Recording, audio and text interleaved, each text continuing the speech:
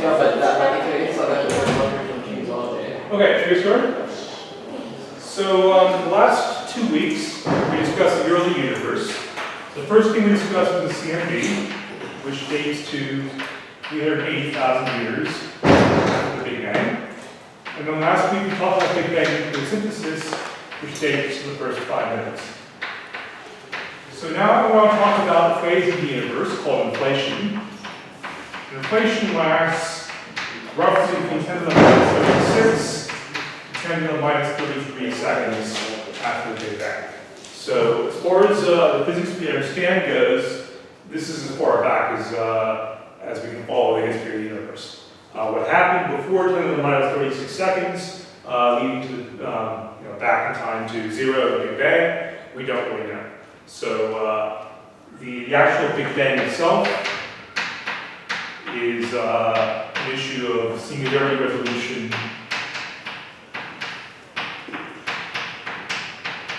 in quantum gravity.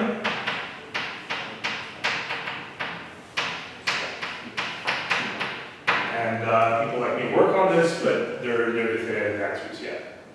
So another area I work on is inflation. So as far as this course goes, this is my favorite part of the course. So inflation, I want to convince you, solves 3 problems. They're called the flatness problem, the horizon problem, and the monochrome problem. So today I want to tell you about these 3 problems.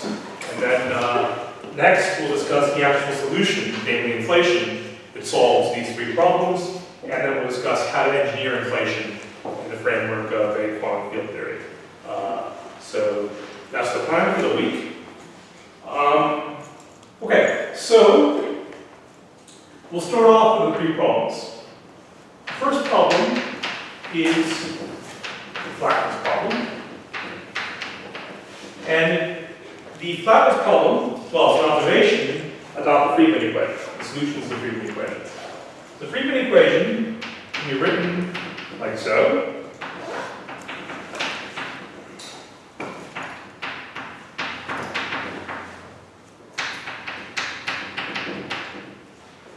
So, recall that kappa is plus or minus 1 or 0, depending upon the curvature of the universe.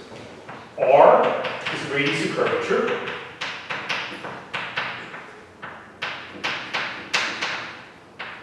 A is the scale factor, and H is A dot over A as usual. So omega is the ratio of the energy density to the critical energy density. And the energy density today relates to the energy density at other times if we just take the way things scale with the expansion of the universe. So the contribution of the energy density to the cosmological constant is constant for all time. And then there's a matter and the radiation. Matter falls off as A cubed, the radiation falls off as A to the 4th. So given the values of the radiation density, the matter density today, we can figure out the energy density and at any time t.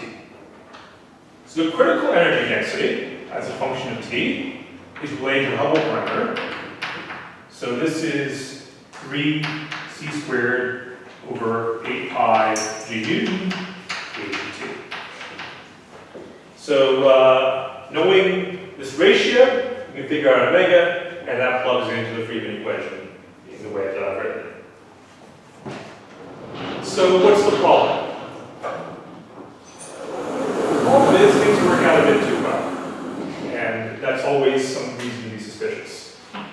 So today, the difference between 1 and the omega parameter, well, if you plug in the Friedmann equation, this would be r squared h0 squared, since a is 1 today. So that's the equation we got. And observations of type 1a supernovae, the way we figured out the universe was accelerating expansion. These type 1a supernovae and the CMB together tell us that 1 minus omega 0 is less or equal to 0.2. So So the problem is, or the initial confusion is, that omega 0, in principle, this guy could have been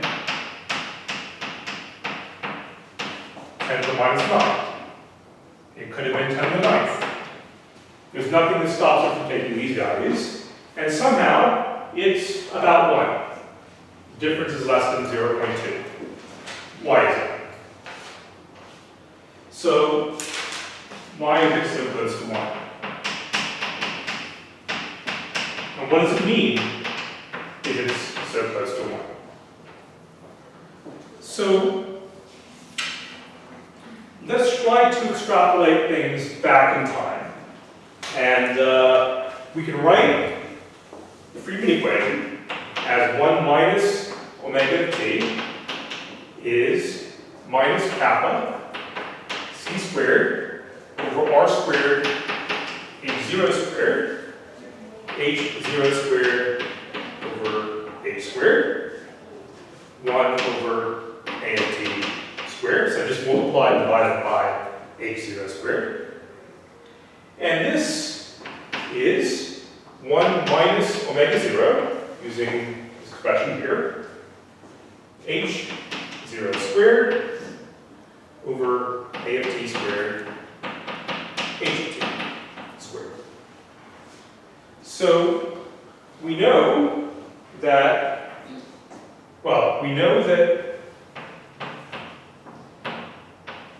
we're in current phase, which is cosmological constant dominated, and the actual time at which mass and cosmological constant exchange roles as the dominant contribution to the energy density was around 10 to 8 years, maybe 8 to 8 years.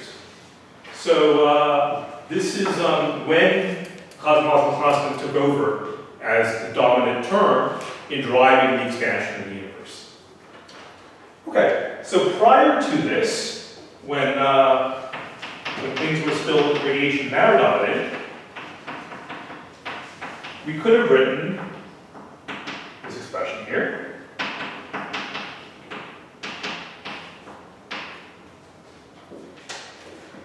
So, in this epoch, we would have 1 minus omega t is 1 minus omega 0, a squared, omega r0 plus a omega m0. So I just plugged in to the denominator here and multiplied the numerator and denominator by 8 over the fourth in order to get this expression here. Okay, so we know that today omega r0 is 8.4 times 10 to the minus 5, and omega m0 is about 0.3. And A, the scale factor, is much smaller in the past since the universe is expanding. Okay, so those are the things we know. We also know that during radiation domination,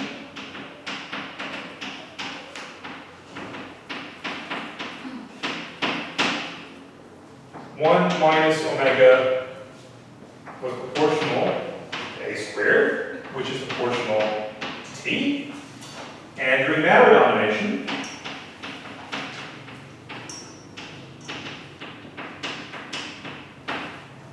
one minus omega m is proportional to a, which is proportional to t to 2/3.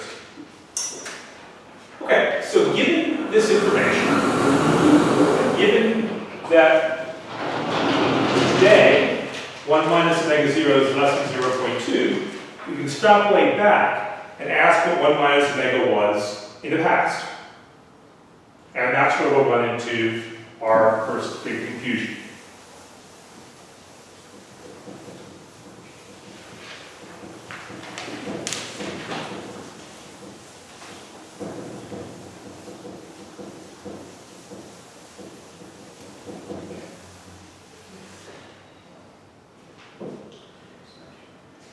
So extrapolating back,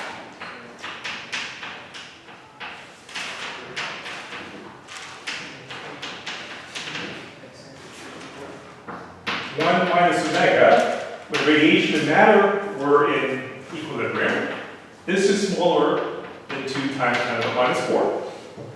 And when we were looking at the time when nuclear synthesis was happening, this is less than or equal to 3 times 10 to the minus 14. And when you go back to the Planck scale, this is 1 times 10 to the minus 60. So 1 times 10 to the minus 60 is like changing the mass of the sun by 2 electrons. So it's a crazy amount of fine-tuning that happens here in order for things to be flat. So because omega is close to 1 today, difference is 0.2, that tells us in the past it was even closer to 1. Okay? So it was less than 10 to the minus 4. When radiation and matter exchange rules, roughly when the universe is 47,000 years old. When the universe was in its first 3 minutes, it was 1 part or 3 parts in 10 trillion. And then here at the Planck scale is 1 part in 10 to the 60. So if the universe is flat now, it was way flatter before. The expansion has made it less flat. So you can imagine something being very, very smooth before, and as you expand it, small fluctuations end up becoming big mountains and hills, which is sort of what's happening. It's 0.2 today, but it's way smaller in the past. So this amount of fine-tuning is a crazy amount of fine-tuning.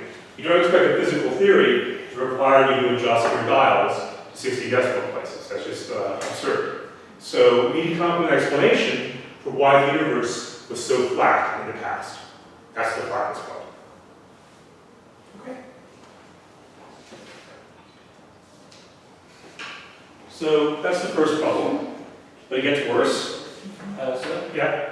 could it not just be by coincidence? It could be by coincidence, sure. Okay. It's just an extraordinary coincidence to require things to be tuned to 60 decimal places. It's just doesn't happen in science, basically, that you tune things that much. But yes, it could happen. As a theoretical explanation, that's an answer.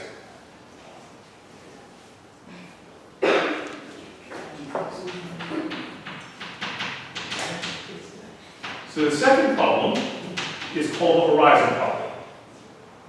And the horizon problem is one which occurs when we look at how the universe looks. So we know that the universe is homogeneous and isotropic. The Copernican principle says the universe is the same whichever direction you look, and no matter where you are. So we know that, and we use this to justify the FRW method that we've used throughout in this Cosmology course. So we have a universe that looks the same no matter which way we look. And we notice that we analyze the CMB, for example, the temperature at different parts of the sky were the same to 1 part in 10 to the 5th. So indeed, the universe does look the same no matter which way we look.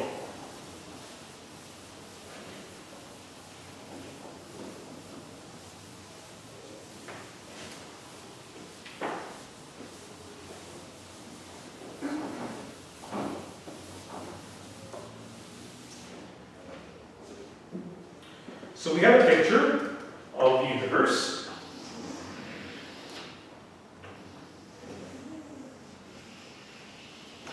That's not so bad.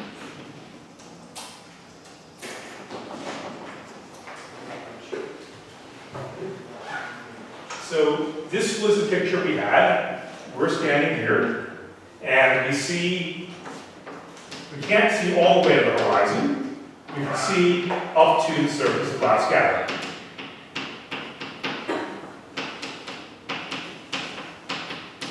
The surface of glass scattering defines for us a CMB. So we're sitting in the middle, and there's a point here, A, and there's a point here, B. The distance from us to A, the distance from us to B are the same. They're dp T0. And we define dp of T0 as c times the integral for the time at last scattering to the time today of dt over a of t. And this turns out to be 0.98 times the distance to the horizon. So 98% distance to the horizon is what we can see when we look at C and B. Now, A and B are 2 points at the opposite sides of the sky. So basically, as far as you can look that way, and as far as you can look that way, are what A and B are describing. The problem is that if you take light from here and send a signal to the other end of the universe, it can't have reached the other end of the universe in the lifetime of the universe. So A and B are causally disconnected. They haven't talked to each other, apparently. So you can't communicate from A to B. So how do A and B know to be at the same temperature? Up to 1 part per 10. Yeah. So isn't that just because they were much closer together in the past? Well, even if they were much closer together in the past, we still need to send a signal from A to B. So suppose they were close to each other in the past. You launch a signal. The universe is expanding in the meanwhile. The speed of light is still the speed of light, and you still need to get there in the universe.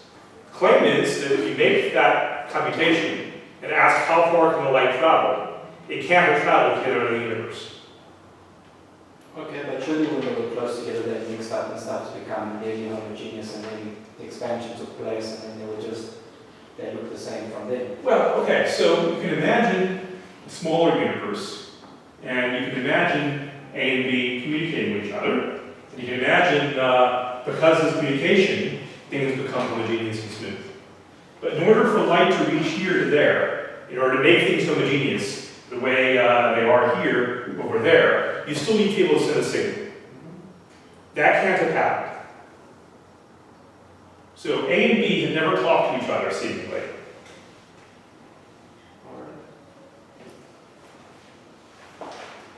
So A can't communicate with B.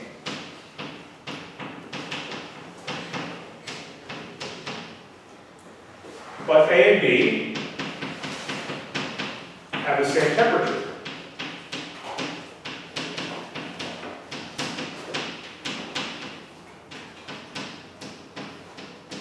Up to 1 part in 10 to the 5th.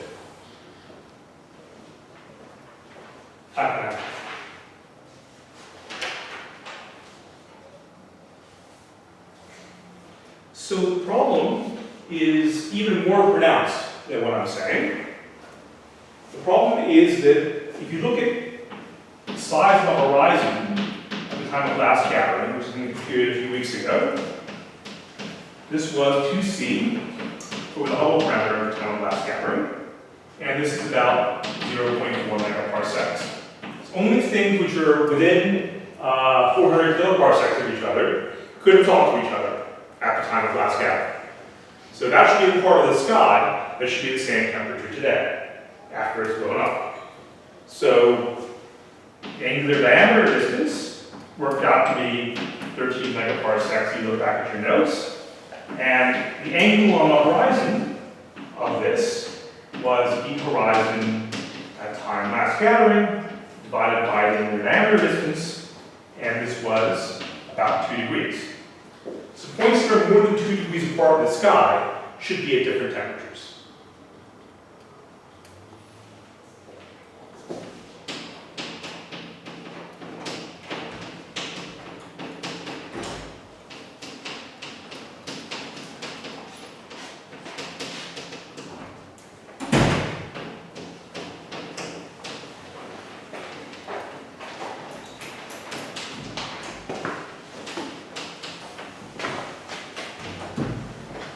So that hasn't happened. That's not happening.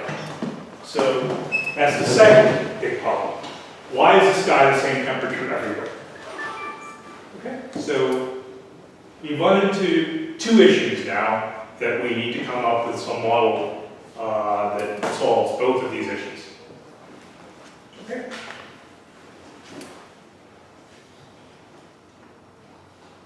Everyone got 2 questions? Okay, the third issue involves particle physics. So it's called the monopole problem. And let me remind you, we went over a little bit of this last time, but let me remind you what the standard model of particle physics looks like.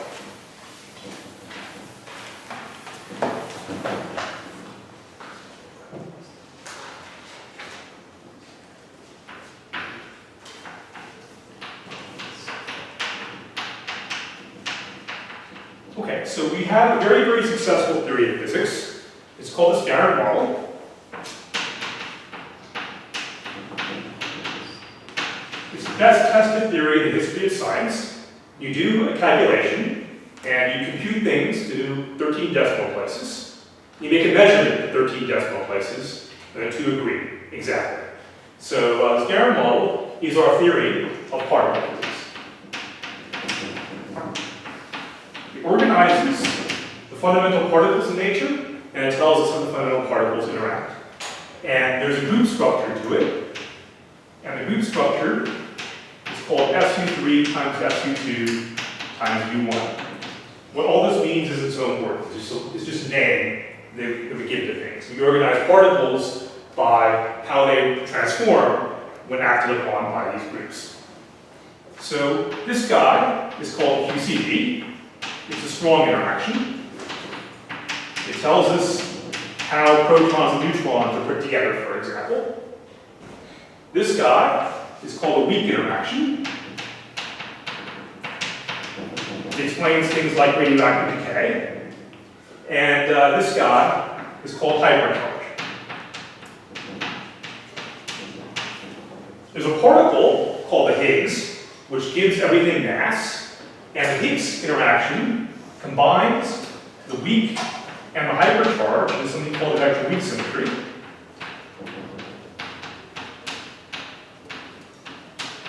And the Higgs interaction ends up breaking the electroweak symmetry, and what's left over is electromagnetism. So this explains where electromagnetism comes from, basically. Okay? So you've got QCD as a strong interaction, and electromagnetism as our unbroken symmetries in nature, and the weak interaction and hypercharge are in combination broken. Okay, so each of these groups is associated to what are called force carriers. The force carriers for QCD are called gluons.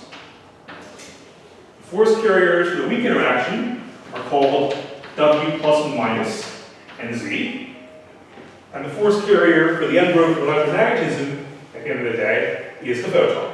Call that gamma. So the gluons and the photon are massless. Because the weak interaction hypercharge thing break, W plus, minus, and Z are massive. Okay? So that's what the breaking of the symmetry does. It leaves 3 massive force carriers and 1 massless force carrier, the photon. Okay? So matter is composed of fermions,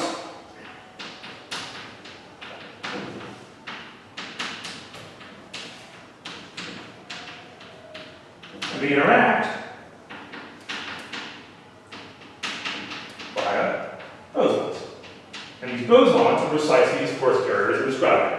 The gluons, W plus and minus, the Z, and the photon. So that's how particle physics is organized, and we'll notice that gravity doesn't conform to this picture. So in order to put gravity into a quantum field theoretic setting, you need to go beyond the framework of quantum field theory and invent something like string theory, for example. But that's well beyond the scope of what we're discussing here. We have a bunch of particles, and these bunch of particles are organized according to the standard model. That's the only piece of news I'm going to convey. Okay?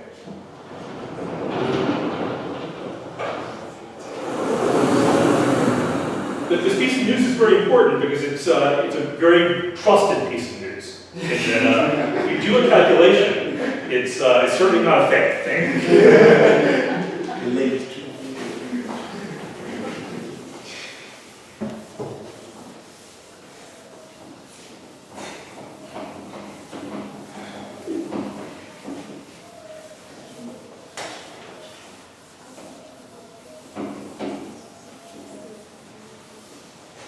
Okay, so we've got quantum field theory. Now, we know that the electroweak theory, which is a weak interaction plus hypercharge, these interactions with unknown particles, these unify in energy around 1 TeV. So this is sort of the energy range that the Large Hadron Collider at CERN probes. So because CERN probes this energy range, this is why in 2012 people were able to discover the Higgs. The Higgs is sitting around the center. Okay. So the strong force and the electroweak force, these also unify, but these unify at a much higher energy, 10 to the 12 TeV. So the time when this grand unified theory unifies a strong electroweak force corresponding to an energy of 10 to the 12 TeV is 10 to the minus 36 seconds. Okay? So this is where that time scale for inflation comes from. Okay, so the grand unified theory, or the dot theory, that phase transition from a phase in which these things are separate, the phase in which they're unified, this is analogous to the liquid solid transition for water. Okay? So this transition happens at 273 Kelvin, while this transition happens at a much, much higher temperature corresponding to the early universe. So monopoles are topological defects in this transition.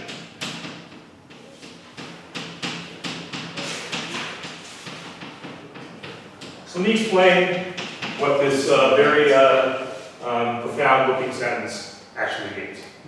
Okay? So let's begin with the Maxwell equations. You've seen the Maxwell equations about magnetism, right? Okay, so I'll introduce the Maxwell equations.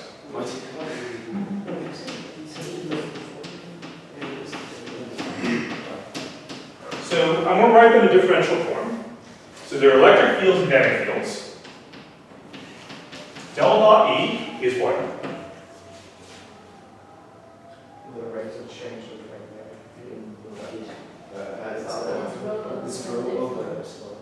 Okay, rho over epsilon. I'm going to use different units. I'm going to call it 4 pi rho. So you're using MKS. I'm using CGS. So it's just based on how one learns this. So this is Gauss's law, right? Del dot B is 0. So then we have Faraday's law. Curl of E is minus 1 over C times the time derivative of B. And there's Ampere's law. Del cross B is 1 over C 4 pi j plus dt E. Okay, you stir up these things and you notice something weird. What do you notice is weird? You notice that there is a charge density for electrically charged particles and a current for electrically charged particles. But there's no charge density for magnetically charged particles. And there's no current for magnetically charged particles. In fact, every magnet you ever encountered has a north pole and a south pole. Whereas electrons, for example, they're point particles with a minus charge. Okay? So there's a difference between electricity and magnetism in that electricity is conveyed by particles, whereas magnets have 2 poles, they're dipoles. So these equations, although they're very successful in describing everything you've ever worked with, lights, for example, they have an asymmetry, a fundamental asymmetry built into them. You're treating particles with charge which give rise to electric fields differently from whatever gives rise to magnetic fields. Okay.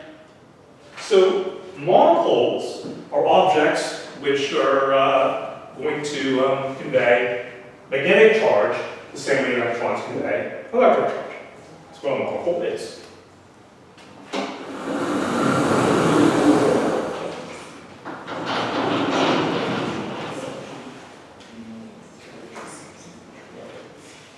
So, let's modify the maximum equations.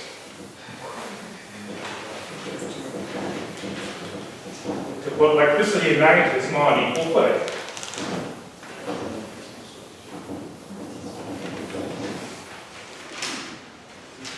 So we have delta E is 4 pi rho E, and delta B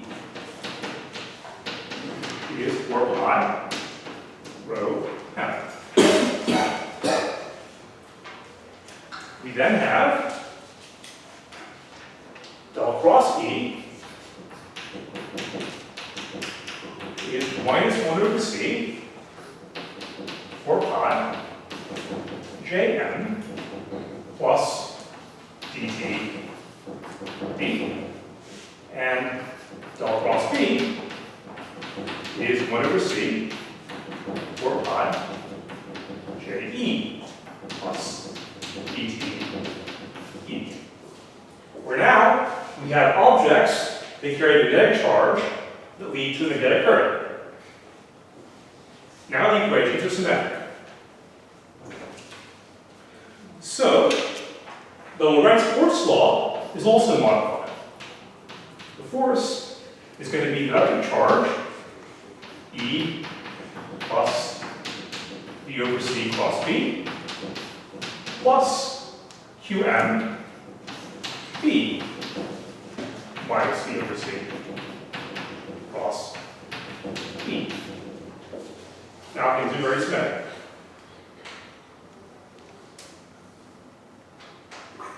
So these monopoles then are necessary in order to make the Maxwell equation symmetric. They're the things which carry the charge, magnetic charge. So back to the phase transition. I said the monopoles are topological defects associated to the phase transition. So think about having a fish tank with liquid water in it, and think about cooling it down to below freezing, so that the water goes from liquid to ice. How does the ice form in the water? How do we go from liquid to a solid?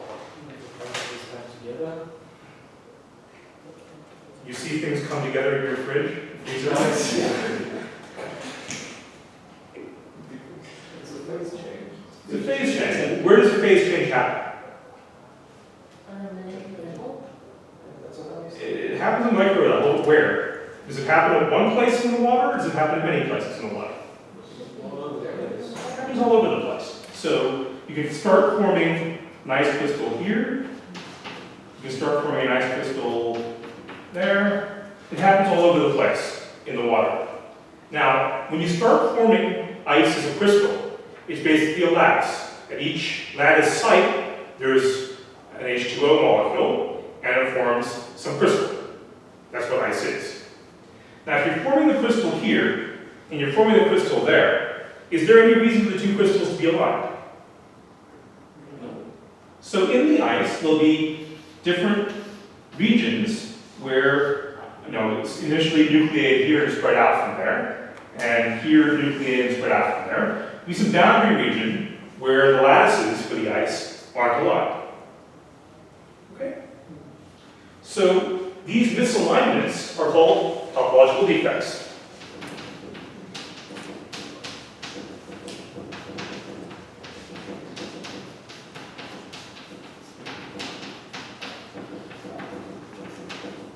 So in the ice, for example, these topological defects will create boundaries. There'll be boundary layers associated to one crystal alignment being another crystal alignment. Okay? In the gut transition, instead of these domain walls, which separate the different regions of the crystal, the gut transition leaves particles as topological defects.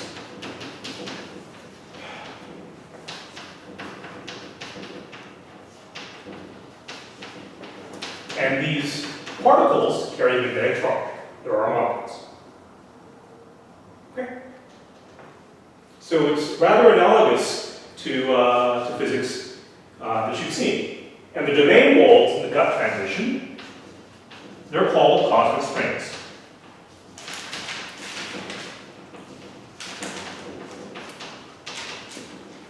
No one has ever seen a cosmic spring. No one has ever seen a monopole. And the monopole problem is in part to explain why no one has seen these monopoles. Okay? So, Yeah. what's the gut transition again? So the gut transition is, at some temperature, we have the strong force and the weak force unifying the magnetified area. That unification process is called the gut transition. Above that energy scale, or previous to the gut transition, there was just one symmetry, the gut symmetry. After that time scale, below some energy scale, there are two different symmetries, strong symmetry and electroweak symmetry. So phase transition is going from having strong and electroweak as separate interactions to having a single gut interaction.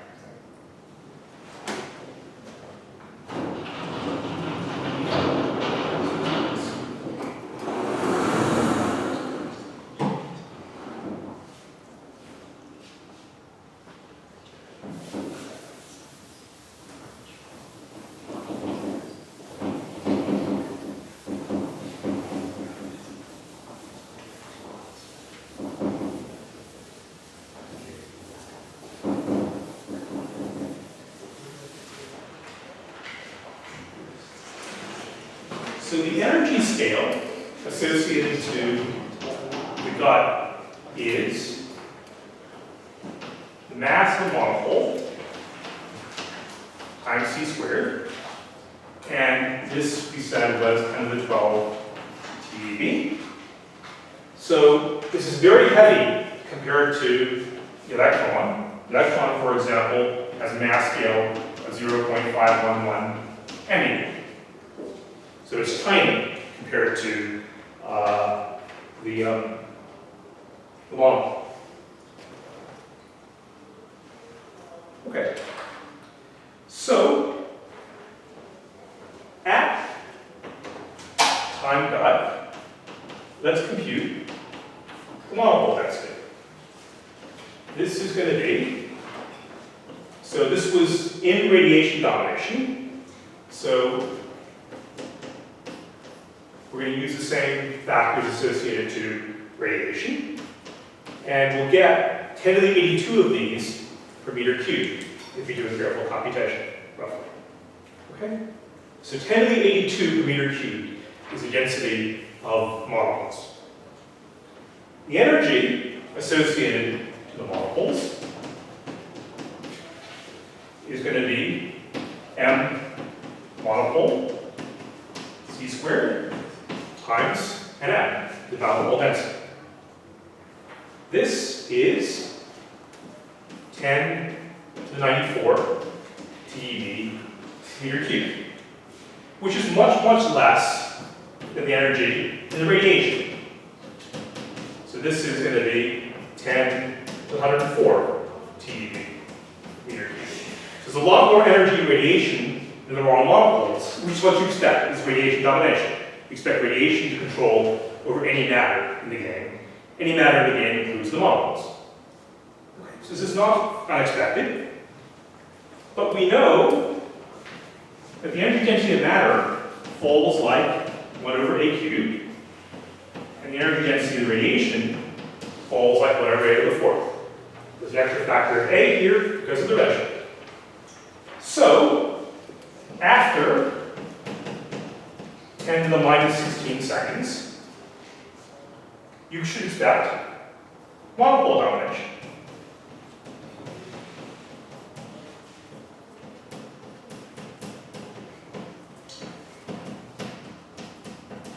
This is smaller in density than radiation at the time it got. But if you wait 10 to the minus 16 seconds, the monopole should take over. Normally, you had to wait 47,000 years until the matter takes over. If there are monopoles present, that matter transition happens much quicker. Okay? We have never seen a monopole anywhere.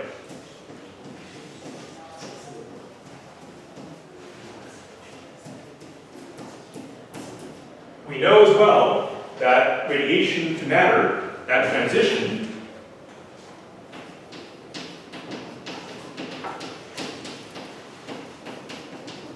that happened at 47,000 years. Okay. So, that's our third problem. What happened to the monopoles? How come we don't see these? Why did this not happen?